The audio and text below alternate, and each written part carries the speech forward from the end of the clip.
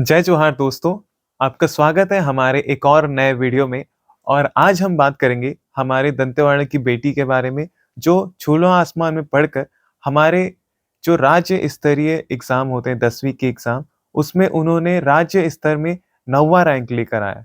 तो आज हम उनसे बात करेंगे और उनके बारे में जानेंगे कि उन्होंने कैसे पढ़ाई की और साथ ही साथ कि छूलो आसमान में उनका पढ़ने का अनुभव कैसा रहा और उनका डेली रूटीन कैसा था, और साथ ही साथ ये जानेंगे कि उनका अब फ्यूचर के प्लान्स क्या हैं। तो चलिए शुरू करते हैं। उससे पहले मेरा नाम है प्रीतिश और आप देख रहे हैं हमारा YouTube channel Dantewada on air.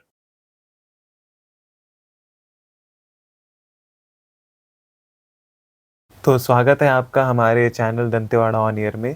मैं आपका नाम जानना चाहूँगा और आपके गाँव के बारे में जानना चाहूँगा। मेरा नाम रमशीला नाग है और जी। मैं पोंदुम में रहती हूँ। अच्छा, और आपके फैमिली बैकग्राउंड, आपके माता-पिता क्या करते हैं? मेरे पिताजी किसान हैं और मेरी जो मम्मी है वो हाउसवाइफ है। अच्छा। तो हाँ। रमशीला, जैसे कि आपने छत्तीसगढ़ में 10th की कक्षा में आपने 9वाँ रैंक लेके आया है पूरे राज्य स्तरीय में, तो ये काफ़ी बड़ी बात होती है। तो इसका राज़ क्या था? कि आपने कैसे पढ़ाई की थी? मैंने कड़ी मेहनत की थी और मेरा ये गोल था कि मैं मेरिट लिस्ट में मेरा नाम आए। अच्छा। इसके लिए मैंने बहुत मेहनत किया था और मेरे टीचर्स ने भी काफ़ी सपोर्ट किया था। अच्छा। आपका पढ़ाई का रूटीन कैसा था? कि आपका मॉर्निंग कैसे होता था? फिर उसके बाद आपका स्कूल रूटीन कैसा होता था? जैसे कि हमारे हॉस्टल में जैसे था स्कूल का जो टाइम टेबल, उसी के हिसाब से हम लोग अपना पढ़ाई करते थे। जी।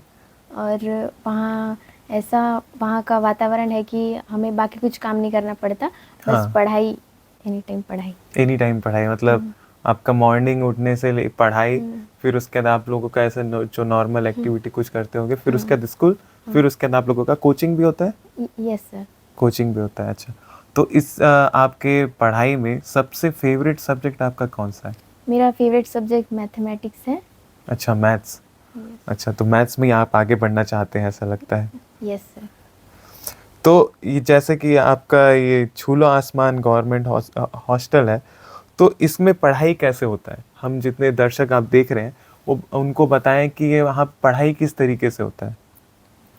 वहाँ एकेडमी हमें पढ़ना पड़ता है, जो 10th के बाद हमें हमारा ज़्यादा फोकस कोचिंग पे होता है। वहाँ कोचिंग और एकेडमी के अलग-अलग टीचर रहते हैं। अच्छा। और वहाँ पे जो टीचर्स रहते हैं वो बहुत अलग-अलग जगह से आए रहते हैं, जो मतलब बहुत ज़्यादा अपने सब्जेक्ट में क्वालिफ़ाइड रहते हैं। अच्छा।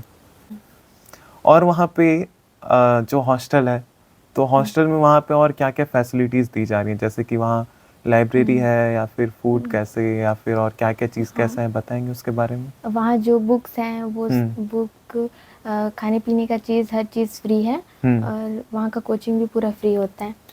अच्छा।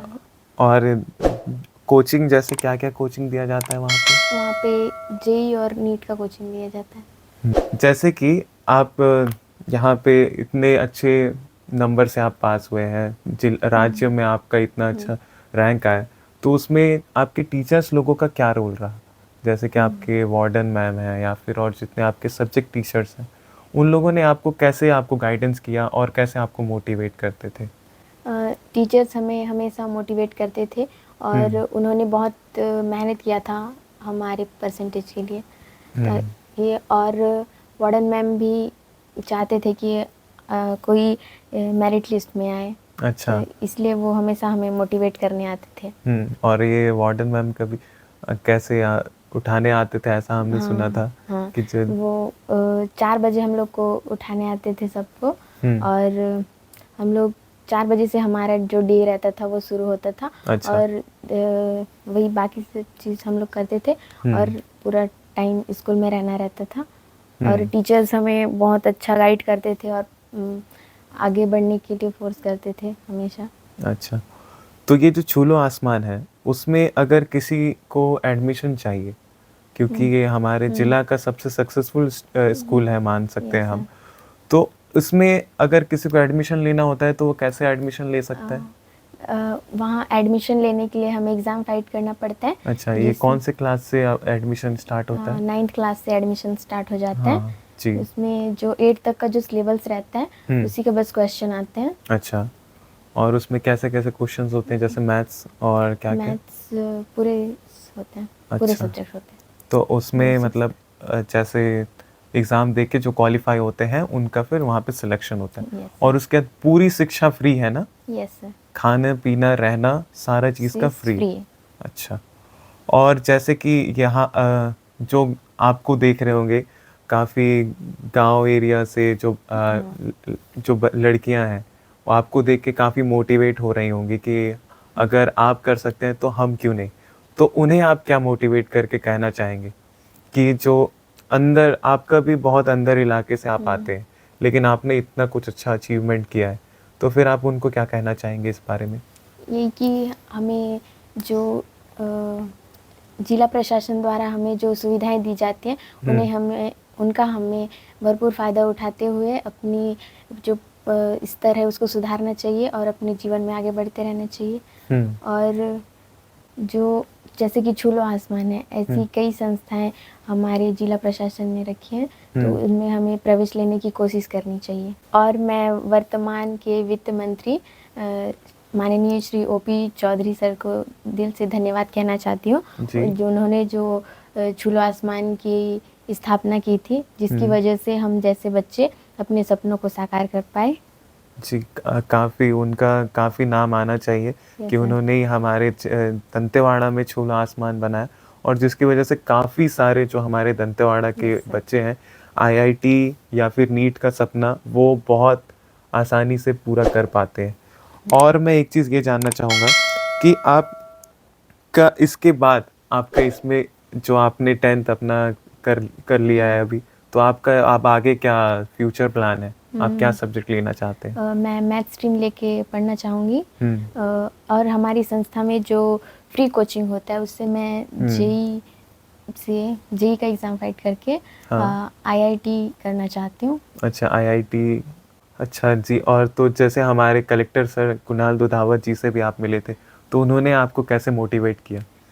उन्होंने कहा कि जैसे 10th हमारे जीवन का अंतिम पड़ाव नहीं है, इसके बाद हमें हमारे सामने और कई पड़ाव आते हैं, जैसे पहले 12th का बोर्ड एग्ज़ाम फाइट करना पड़ेगा, उसके बाद अगर मुझे आईआईटी करना है तो जेई का एग्ज़ाम भी फाइट करना पड़ेगा। और भारत का सबसे अच्छा आईआईटी कॉलेज जैसे मुंबई जैसे जगह अगर प्रवेश लेना है तो उसके लिए हमें और ज़्यादा मेहनत करना पड़ेगा। अच्छा, तो एक लास्ट चीज़ ये बताएं कि आप हमारे दंतेवाड़ा के जितने भी युवा हैं जो अपने मन में सोच रखते हैं कि वो भी ऐसे टॉप 10 में आए और हमारे ज़िला का, अपने घर का और अपने आसपास के जितने भी जान पहचान लोगों का नाम रोशन कर सकें, तो उन्हें आप क्या सलाह देना चाहेंगे कि कैसे पढ़ें और किस तरीके से पढ़ाई करें कि वो ऐसे आप जो अचीव कर चुके हैं वो भी अचीव कर पाए? इसका एक ही राज है कि हमें निरंतर कोशिश करते रहना चाहिए, अपनी जो पढ़ाई का स्तर है उसको सुधारते रहना चाहिए और जो टीचर्स हमें होमवर्क देते हैं उसे हमेशा पूरा करना चाहिए। अच्छा। और जो टीचर बोलते हैं उसको पूरा पालन करना चाहिए। ओहो! तो जी हाँ दोस्तों, ये थे हमारे रमशीला जो कि राज्य में 10th कक्षा में 9वां रैंक लेके आए हैं, जो हमारे दंतेवाड़ा का भी नाम रोशन किए हैं और ये छूलो आसमान का भी नाम रोशन किए कि वहाँ से वो पढ़ के इतने अच्छे रैंक को लेके आए और इनके फ्यूचर के बारे में भी उन्होंने हमें कुछ-कुछ बातें बताई।